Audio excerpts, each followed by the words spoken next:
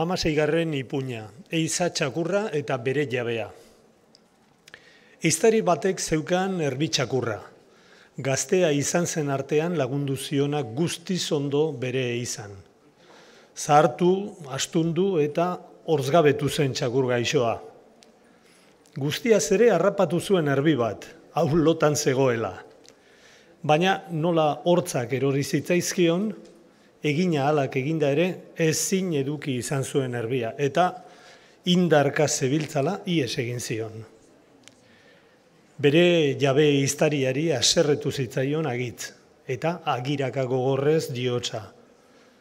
Txakur zaharra, zertarako zaitut nik nire etxean, ogi alperrik jateko baizik, etzara ezertarako gauza. Esaten da, erantzun ziola ederki txakur gaixoak.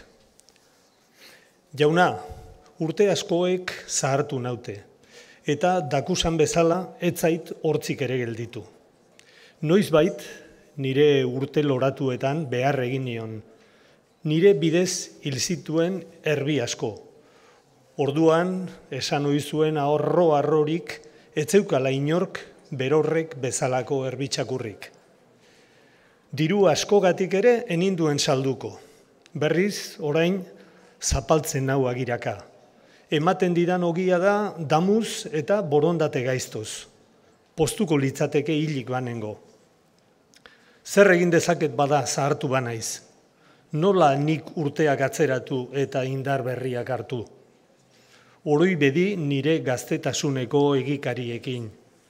Errukitu bedi nire ezinagatik. Hobe nuke lehen bezalako oinak eta hortzak banitu, bada, bihotza lehengoa dut. Ipuin honek irakasten du argiro, gazte egunetan behargina izan denari etzaiola erakutsi behar mukertasunik, gerora zahartzen egon baino besterik ezin duenean. Etxeko buruek hartu behar dituztela ondo eta errukiz morroi eta mirabe. Zahartu artean beharginak izan direnak.